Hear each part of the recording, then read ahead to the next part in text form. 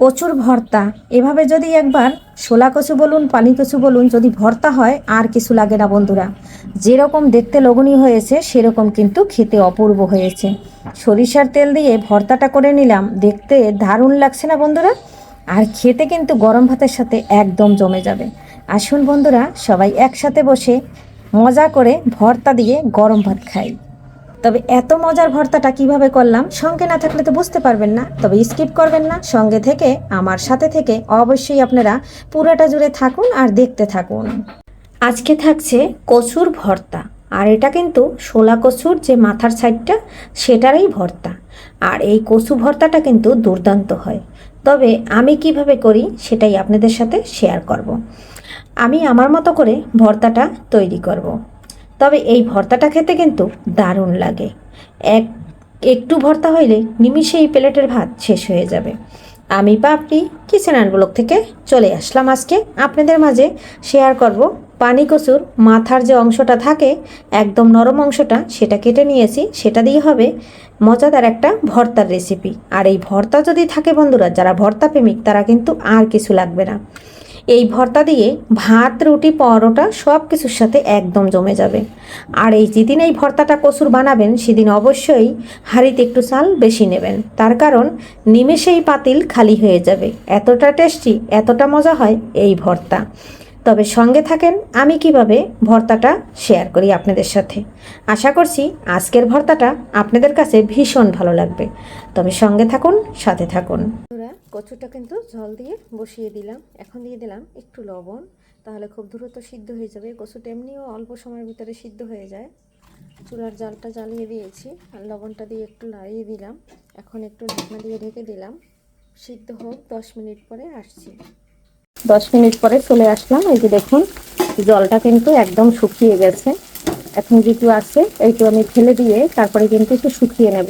জলটা অবশ্যই কিন্তু শুকিয়ে নিতে হবে, তাহলে কিন্তু এই কচুর ভর্তাটা বেশি মজা লাগবে। তাই আমি জলটা শুকিয়ে নিচ্ছি। জলটা শুকানো হয়ে গেছে, এখন জালটা অফ করে দিচ্ছি। পরবর্তী আমি কীভাবে ভর্তাটা করি সেটাই আপনাদের সাথে শেয়ার করছি। সঙ্গে থাকুন, স্কিপ করবেন না, বুঝতে পারবেন না। ভর্তা করার জন্য রসুনটা ভেজে নিচ্ছি। এখানে রসুনটা আর এই যে শুকনো মরিচ নিয়েছি সেটা একটু ভেজে নিচ্ছি। আর রসুনটা ভালো করে ভেজে নেব আর শুকনো মরিচটা একটু ভেজে নেব। এরপরে দিয়ে দেবো কাঁচা মরিচ আর পেঁয়াজ, সেটা ভেজে নিয়ে তারপরে কিন্তু আমি ভর্তাটা তৈরি করব। রসুনটা অবশ্যই একটু বেশি দেবেন ভর্তায়, তাহলে কিন্তু এই ভর্তার স্বাদটা আসে দ্বিগুণ। আর এখানে আমি মরিচ দিয়ে দিচ্ছি, এটা ঝাল মরিচ, প্রচণ্ড ঝাল। তাই কচু যেহেতু সিদ্ধ করার পর তো একদম কমে গেছে। এখন আমি মরিচটা তুলে নিচ্ছি। মরিচটা আমার ভাজা হয়ে গেছে। আর রসুনটা আর তুলবো না, এর ভিতরে আমি পেঁয়াজ আর কাঁচা মরিচটা দিয়ে দেবো। মরিচটা তুলে এখানে পেঁয়াজ আর দিয়ে দিচ্ছি কিছুটা কাঁচা মরিচ, একটু দিয়ে ভালো করে ভেজে নিচ্ছি। দিয়ে দিচ্ছি একটু হলুদ, আর দিয়ে দিলাম একটু লবণ। এখন এখানে একটু নেড়ে চেড়ে মিশিয়ে দিলাম। আর আমি কিন্তু সরিষার তেল দিয়ে করেছি ভর্তা, যেহেতু তাই সরিষার তেল দিয়ে করছি। বন্ধুরা এই যে দেখুন, আমার কিন্তু ভাজাটা হয়ে গেছে। আর এখানে আমি অফ ক্যামেরায় একটু ধনেপাতা দিয়ে দিয়েছি। এই পর্যায়ে নামিয়ে নিচ্ছি। আমি কিন্তু ভর্তাটা ঢাকনাতে করব। প্রথমে আমি মরিচটা নিয়ে নিয়েছি, এখন এখানে একটু বেটে নিচ্ছি। তারপরে এখানে একটু লবণ দিয়ে দেব সামান্য, যেহেতু আমি কচু সিদ্ধর সময় লবণ দিয়েছি তাই কিন্তু লবণটা বুঝে দিতে হবে। বন্ধুরা এই যে অল্প একটু লবণ দিয়ে দিয়েছি। এখানে এখন আমি এই যে ভেজে রাখা রসুন, পেঁয়াজ, কাঁচামরিচ সব দিয়ে দিচ্ছি। বন্ধুরা এই বাটনায় ভর্তা করলে কিন্তু বেশি মজা লাগে খেতে, তাই কিন্তু বাটনায় ভর্তাটা করতেছি। আপনারা চাইলে পাটায়ও করতে পারেন, শিলপাটার ভর্তাও ভীষণ মজা লাগে। তবে আমার মনে হয় যে দ্রুত হয় মানে বাটনায় করলে, সেটার জন্য আমি বাটনায় করতেছি। এই যে দেখুন, খুব সুন্দর করে কিন্তু আমি মশলাটা একদম মানে পেঁয়াজ, রসুন, কাঁচামরিচ সব ব্যালেন্স করে মানে বেটে নিলাম। এখন আমি যে কচুগুলো সিদ্ধ করে রেখেছি, এই যে দেখুন আয়রন, কি পরিমাণ আয়রন। আমি কিন্তু জলটা সম্পূর্ণ শুকিয়ে নিয়েছি, আর সেটা তো আপনারা দেখতে পাচ্ছেন। এখানে কিন্তু কোনো প্রকারের জল নাই, কচুটা কিন্তু একদম গলে গিয়েছে। আর এখন আমি খুব সুন্দর করে ম্যাশ করে নিচ্ছি। এটা পাটায় বাটার কোনো প্রয়োজন নাই, এভাবে ভর্তা করলে চেটে পুটে খেয়ে নেবে বাসার সবাই। যারা কখনো কচু খায় না তারাও এই ভর্তা যদি দেন তা বুঝতে পারবে না যেটা আপনি কিসের ভর্তা তৈরি করছেন, তারাও চেটে পুটে খেয়ে নেবে। ভিতরটা কিন্তু সাদা, বাহিরটা কিন্তু লাল, যেহেতু কচু সিদ্ধর পরে কচুর যে আয়রনটা বের হয়েছে সেটা কচুর গায়ে লেগে গেছে।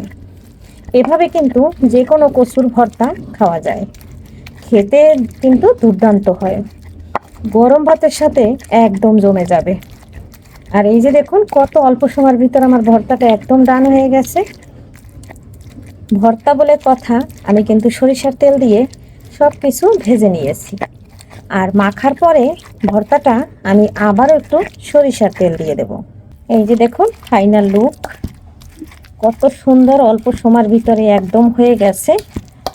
আর এই কচুটা কিন্তু একটু আশ্বাস হয়, পানি কচু বলুন আর শোলা কচু বলুন, এটা কিন্তু একটু আশ্বাস হয়। তাই কিন্তু এই যে দেখুন একদম রেডি। এখন একটা প্লেটে একটু সরিষার তেল দিয়ে মেখে তুলে নেব, তাহলে কিন্তু হয়ে যাবে আমার ভর্তার ফাইনাল লুক। আর কত অল্প সময়ের ভিতরে এই ভর্তাটা করা যায় বন্ধুরা, দেখুন তো। বন্ধুরা এখন আমি একটু সরিষার তেল দিয়ে দিচ্ছি, এটা দিয়ে আবারও মিশিয়ে নিচ্ছি।